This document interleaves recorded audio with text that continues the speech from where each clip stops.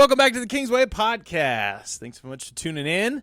We are back here on a Tuesday, and we're talking about The Chosen, reacting to episode 4 of season 1. Yeah. Quios. That's what I was going to say. I just want to know, there's spoilers. And I know I have to say this every episode, but I want to make sure before we get too far into this that I'm like, hey, if you haven't watched this, go watch it first. And if you're tracking along with us, go back to episode 1 and then, follow along with us as we keep It's not going. that long to get to episode 4. No, and we're going to release it every Tuesday, so you can wait if you want, or you can check this out later. I'm sure there'll be a lot of people that'll wait till they watch a few episodes and they'll come check out a couple when they want. I enjoy these conversations tremendously. These reactions are always really fun and kind of quick responses. We just finished episode 4. So let's quick ahead. advertisement. Yeah. I'm wearing a shirt for a different high school camp than the one that's about to happen. That's true. This really isn't an advertisement. This is just like a heads up. Yeah.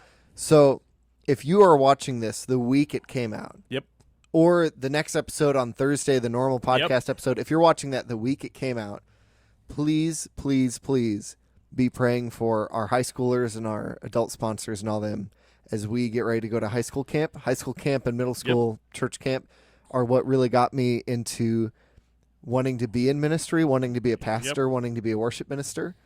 They're really powerful and cool opportunities, and this could be something that changes the course of any of the students or adults' lives there. So just be praying for that. Absolutely. It's one of our values, right? We invest in the next generation because their impact will be greater than our own. Yeah. And I think that's something that these camps, we just see the potential of the impact will be greater than we'll probably even see. Yeah. Truthfully. So if you see it the week it comes out, please pray for that. If you are somebody watching it for the rest of eternity while this is on the internet, just take a moment, stop, pause the video, and pray for like the seeds that were planted, the things that were started at this camp. Pray that those would continue or be revitalized in these people's lives. So that's awesome. That's There's all definitely, one of the things they say in the youth group a lot is those relationships that happen in high school with an adult sponsor or with friends, they don't last a season, they last a lifetime most of the time. Yeah, like those are usually the people, if you had a good relationship with your youth sponsor, whatever, better than a pastor sometimes. Those are the people you sometimes call to say, hey, will you marry us? And half the time they're like, I don't know how, but maybe. I always have the standard response when you're dealing with somebody who maybe is finding it difficult to understand the gospel or to trust that maybe the church has their best interest in mind. Whenever you can look at a sponsor and go, hey, they took vacation to be here. Yeah. Like they're not getting paid. They chose to be here. They sacrificed to be here. Yeah. That has a deep impact in students' lives. So that's a good little quick quote. Well, we'll say it again Thursday. Let's jump into our reactions here because I want to hit while we're fresh. Episode 4 starts with kind of this creepy moment of Peter on the boat with the Romans heading out into the sea, and there's this like incredible intensity that I think is really there because there's a part of you that you're like, I don't know what's gonna happen. And even rewatching this, I legitimately was like, I don't remember how he gets out of this because he's gonna betray some other fishermen in order to pay off his debts. That's his plan when he goes out on the boat. Mm-hmm. And then, spoiler alert, everything changes. Doesn't. Everything changes. It's kind of like he wakes up. It's kind of like one of those moments where you just watch a character kind of just go like, what am I doing? Like, how did I get here? Why did I think this is what needed to be done? It's like watching Neo from The Matrix when he's in that office cubicle kind of building. Yep. And he gets that phone call, and it's like, everything you know is a lie. Run out the window and do the... Yes. And it feels like that kind of wake up, like, what am I doing? Well, and he's been told by Andrew, he's been told by his friends. I mean, everyone in his life has told him that this is so out of character. And then all of a sudden, it's like he realizes that the cost is way more than he thought, and it's not worth it. Yeah. And there's a powerful scene because, of course, he ends up doing a couple things that basically he gets out of the situation, but it has a small cost to him physically. It has a small cost to him. And this is maybe his 20th choice. Yes. That is leading to this exponential small cost. Yes. And then he has to come home and his friends see, and he kind of reveals.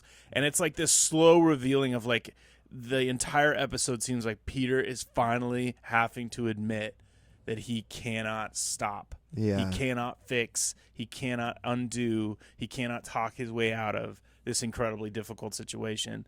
And it kind of culminates with his mother-in-law is sick and has to come to his house, and he has to admit to his wife that he's kind of been lying. And it's a powerful scene because I feel like it's almost like the revealing of the depth of the brokenness of Peter, that he's trying to control, he's trying to take care of things. He's trying, there's just that beautiful scene too where she admits, like at the end, where it's great, where she's like, I'm not even really upset at the lying. I just wanted her, like, where's your faith been? And like this whole and not thing. like since the fish thing, No. but like before the gambling, she said, which is apparently years and years. She's just like, you're not the person I married, and I don't know where it's gone. And that part felt really real. It did. I think his acting in it was pretty good, like really pretty good. Her acting was like brought flashbacks of me and my wife. We're doing fine, but if you've ever been married for more than like 6 minutes, you know that like, I'm sorry, I'm so sorry, I'm sorry, and they're like, they don't want to say it's okay. Because that means, like, it's not a big deal. Yeah. But it is a big deal. And they're trying to navigate that line of, like, I don't want to let you off the hook because things need to get better. Yep. But I do want to let you know I love you, but also things need to get better and there are consequences to act. It's this whole, like, oh, my gosh. It's real. It's very, and to me, what I think this episode really does is it sets up the character of Peter so well. Because you see him shift. He comes out, and it's like this optimism that has been a part of his character, this like, I can talk my way out. Yeah. It kind of all falls off after that conversation, and he just goes super angry. His self-confidence that's usually like too much just like drops to zero. It just dwindles to nothing. And then every conversation after that, he's just like cynical, and he's snarky, and he kind of has this like just like almost like this bitterness to him that you can just tell has built up. And he interacts with his brother. He interacts with his brother's-in-law. He interacts with Matthew.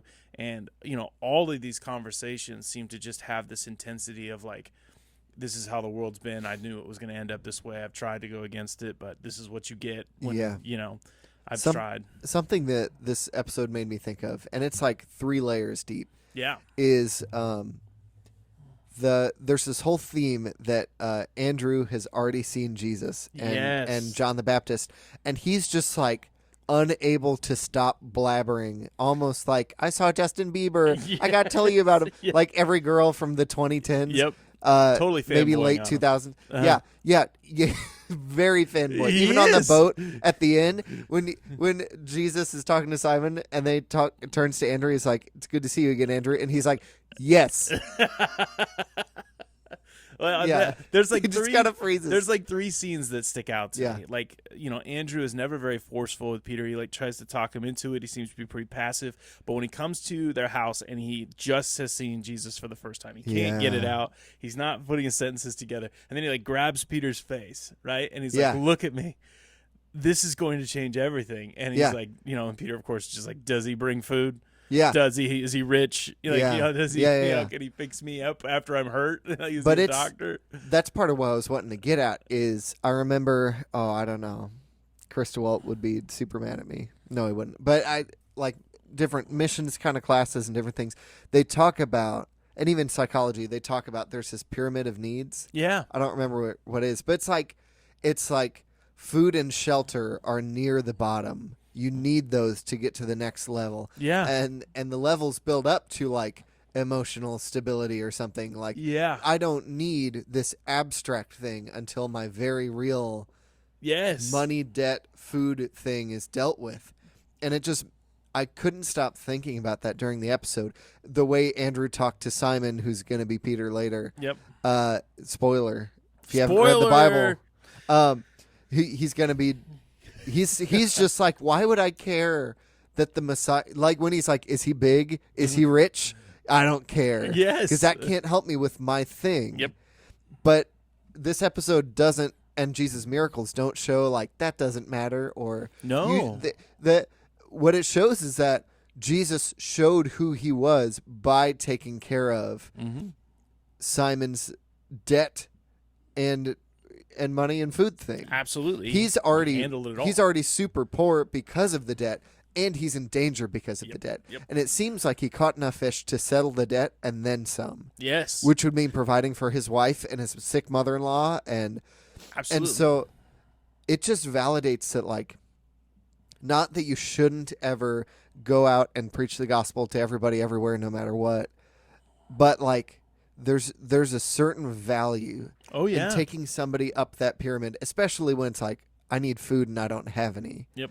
There's a certain value and a certain credibility. You look like Jesus when you do that for somebody before you try to sell them Jesus. They're not even going to know they need or want him until you show that you care in those ways. I love the first interaction. So, of course, this episode, personally, it's kind of like like it's not one of my favorite episodes until the last 10 minutes.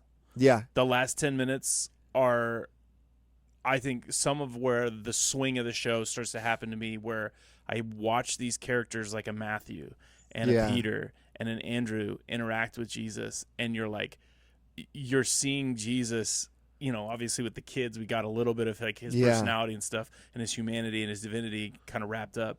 But the scene where all of a sudden Andrew recognizes that it's Jesus on the shore, and he's like, "It's him," and he totally hyperventilates, and he's like, "I don't know what to do." And then Peter is totally like he's like, "I don't listen to Justin Bieber. I don't know who he is. I don't really care. I've never heard any songs named a baby." And like the way that Jesus is like, "Can I use your boat, please? Like, it would be a big favor for me if I could just use your boat for a minute." And then he looks at Peter and he's like, "Oh, and I have something for you." And Peter's like, you can just see Peter like, "Bro, he's so out of options by that point. I don't need any he's so defeated. Crickets to eat or any locusts. Like, I don't need this joke." And then there's this moment where he's like, "Hey, put your nets over." And you can see they're 3 feet off the shore. So you can see his face. Yeah, my favorite part is they put the nets off and they look so like silly how shallow it's going, and then they start catching all these fish and it's like, whoa. Yep. But you never realize how shallow it is till the Zebedees, James, John, and Zebedee, start running over, and it's like an ankle deep of water, and they're like, "We caught like 3 million pounds of fish." We just filled a boat with fish. Yeah. Yep. Well, and there's that moment where, and I mean, it's the entire, and it's like I feel like most episodes here at the beginning have a similar feel where the whole episode builds to the moment that Peter sees the fish and he recognizes his wife's question and he recognizes Andrew's, kind of plea, and he sees that his needs have been met, and he jumps off the boat and he just like falls to his knees, and he has like almost like an Isaiah moment, right? Where he's like, "I'm a man of unclean lips. Like I'm not worthy of any of this. And like, go away from me." He even says, like, "Leave me. I don't deserve." And it's this beautiful way that they show Jesus being like, it's like cinematography, because where he's like, Simon falls on his knees and Jesus is standing, so it's very like towering, but you never feel like you're like, I already know something about Jesus based on how he treated Mary, how he treated all those kids. You're like, he's not gonna be he's angry. not gonna like kick you while you're down, dude. And his face is so kind. He like tells him, "Hey, look at me. Like, there's no anger here. There's no disappointment." It's just a beautiful moment where I can just sense that when they wrote this out and they had this like, they picked such intentional emotions that they were trying to get portrayed, because I think it was accurate to the compassion, love, and grace that Jesus had in that moment. And Peter's anguish is real. You can just tell. Yeah, they set up his anguish the whole time. So real. So I loved the episode. I felt like it was the episode with the least content, because one's got a lot of stuff going on. It's very like all the trilogies of epic fantasy movies like Lord of the Rings and Star Wars. The first out of 3 is always like, I have no idea what's going on, and the end of the movie is just going to help me find out what's going on. Yeah, that was episode 1. And 2 started chasing down a bunch of these leads, and 3 felt like a sidestep to all that. Like, look at how he treats all these kids. 4 felt like it had the least storyline. Yep. It was just long, drawn out, dramatic anguish from Peter Yep. until the end, and then there were a few other sporadic things going on. Well, and that's where you leave with the cliffhanger of Matthew, who's been following Peter like a terrible secret agent who gets caught at every turn. He's so bad. But he comes down to the shore, and Zebedee's still there because he's obviously Jesus has called everyone else to follow, and they've all left. And you can like watch his like brain try to calculate, how is this possible that he caught he all literally these said fish? This is impossible. And he's like, in his mind, he's like, there's just no way. It's like you didn't even, And so he's setting up, they're kind of setting up that tension of kind of like, obviously Peter having a miracle, he's like, I'm all in. Like, it's in. Yeah. And Matthew's now like, what? You can tell he's like, what am I going to do? Like, how am I going to explain this, from what's coming? So, as a whole, like I said, I really love the character of Simon or Peter, whatever we want to call him at this point.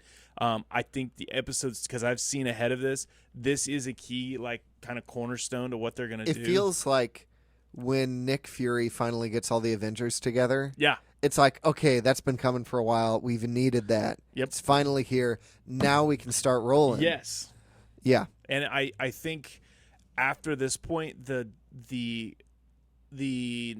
I would say the direction goes with a more center focus on Jesus as a part of a lot more of the episodes, where at this point he's kind of the only one that he's been the main part of has been episode 3 with the kids. But at this point he's starting to become kind of more the centerfold of and I'm kind ready of the story for it. forward. And it's awesome because now you have 3, 4, 5 characters that they've set up that now the interactions, there's history, there's storyline, and I'm anticipating and excited about the episode. Can I say one thing I want to be nitpicky about? Yeah.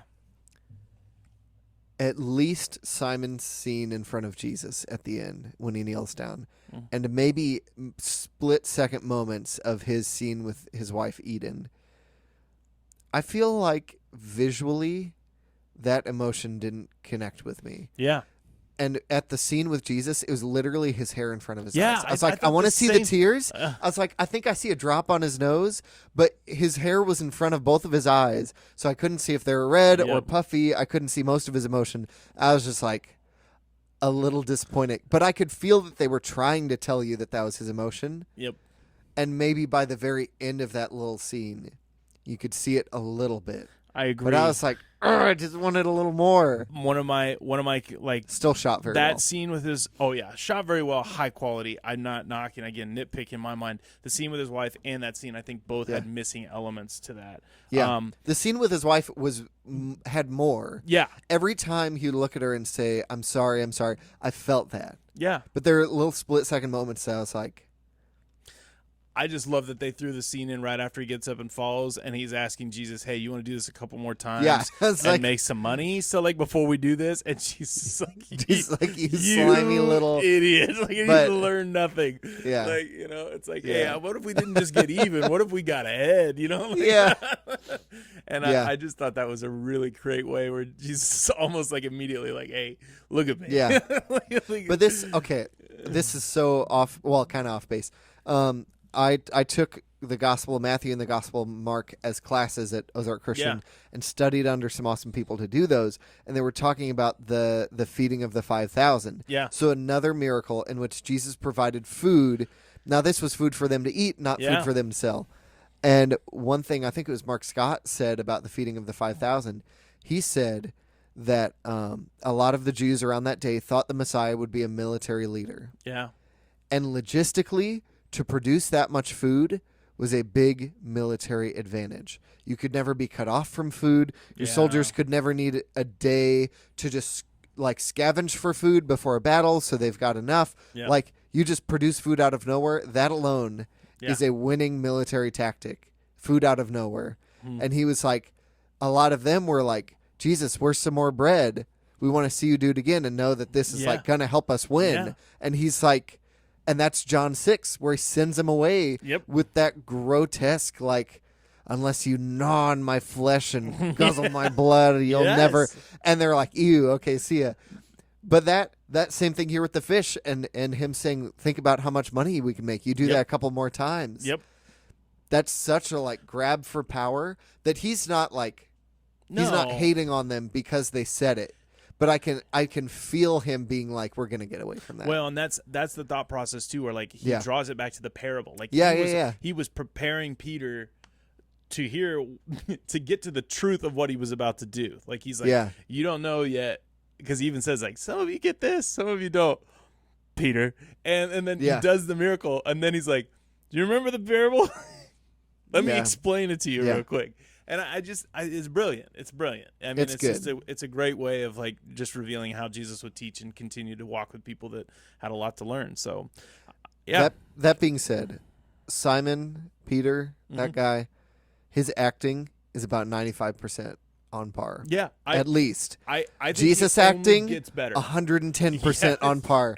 Never a moment where I'm like, that's not Jesus, dude. The whole time, every time. His facial expressions, his like comforting words, I'm just like, mannerisms. Yes, I'll follow you, Jesus. Dude, every time he's in and it's only going to get better. And I can definitely tell because I'm watching the second season right now. Their production level just goes. It's just better and better, man. I'm stoked. So I'm so excited. Thanks so much for watching. Make sure you comment. Tell us whether or not you enjoyed this episode, or give us some thoughts on some of the things that you enjoyed. At least hit a like or subscribe if you want to continue to follow. We'll have new podcasts coming out on Thursdays on random topics, and then our chosen episodes come out on Tuesday. Yep. So also, I haven't talked to you about this, but I'll just start saying it into the camera. Yes. We, at some point in the future, I'm guessing, what episode is this going to be? Like 63, 64, or something like that? We're going to do a Q&A episode. Ooh. At some point. So this is questions for Trevor and I that you guys send in. I don't know that we have a large enough audience that we could do it based off of one episode alone. So I want to advertise it way early. Yeah. Send in your questions. Where should they send them? To a certain email? Comment them on this video and honestly, all the ones after, and we'll Ryan gather at them? Kingsway Christian. Yeah, right? No. It is Ryan, RYAN, at kingswaymo.com. There you go. Send them all there. Subject line, Q&A questions. We'll put that in the link in the comments, or in the link in the description, so you can do it. But send your Q&A questions to Ryan at kingswaymo.com. Yeah. I think that will help us get a grip on that. And then I think if you can do that, that also lets us know other topics and things too. Yeah. So the question might spur more than just one answer. It might actually spur a whole podcast. Yeah. So please, theological questions, personal questions. We'll decide if we want to answer them. Anything. I mean, literally anything. We had a lot of feedback already from our hot takes one. So, we may need a couple more hot takes. Yeah. So, Yeah.